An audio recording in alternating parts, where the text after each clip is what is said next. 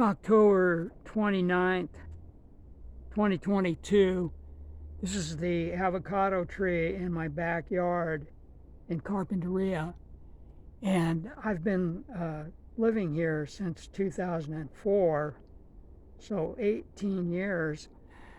Anyway, I began chronicling the progress of this tree since about 2014. There's some YouTube videos dating back that far.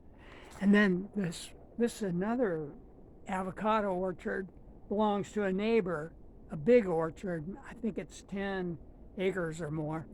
Anyway, those were planted about 2014. And gosh, they're just doing so well. I mean, it's beautiful here in Carpinteria for avocados. But anyway, last year I got almost 800 pounds of fruit off this tree. And this year, though, I've hardly gotten anything, maybe not even 100 pounds.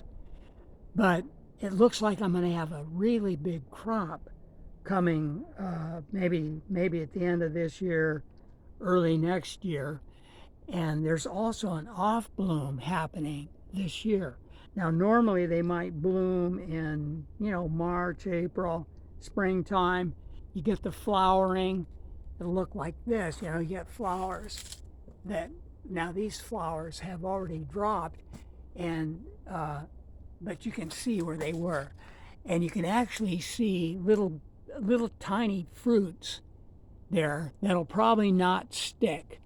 They might, though. Now, when they get this size, when they get that big, the chances are they're going to last, like that.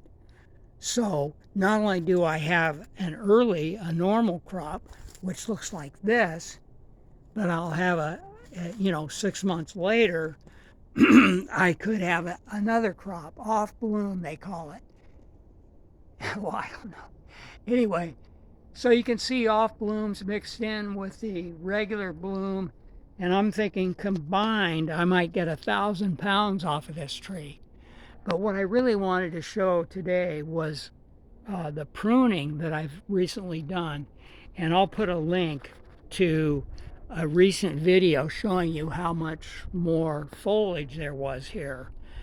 And I don't know what impels me. It's almost like there's an invisible hand, because I didn't think about it particularly, but I just started. I just got a hand saw, and some clippers, and I just started whacking away at the branches.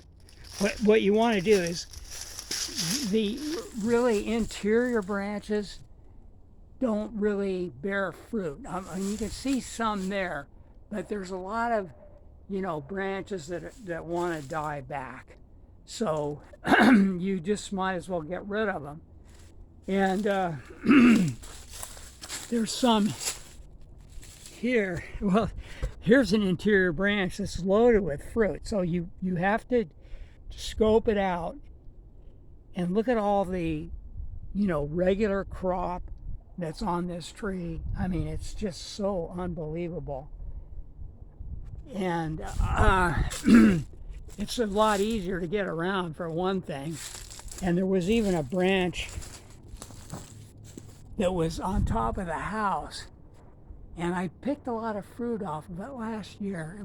I cut it right about there, and it was growing out of the roof, and nothing on it. And that's the other interesting thing. It's a lot of observation. This portion of the tree coming out this way over the house has never really done as well. You can almost tell the difference. It grows much more slowly, and than over on this other side here. And there's even like more fruit here than there is over there. I mean, it's just it's unbelievable when you really study something and see how variable it can be. But anyway, so I've opened it up, and of course I used to farm avocados up in Turtle Canyon. I had 20 acres. I did it for 25 years, but I never quite had a situation like this. And, this isn't how you would, you didn't have a house in the middle of your orchard, so you had to allow room around that. And then this tree is probably ready to be trimmed way back, because it's getting to the point where it's getting difficult to pick way up there. You don't really want to end up with a canopy.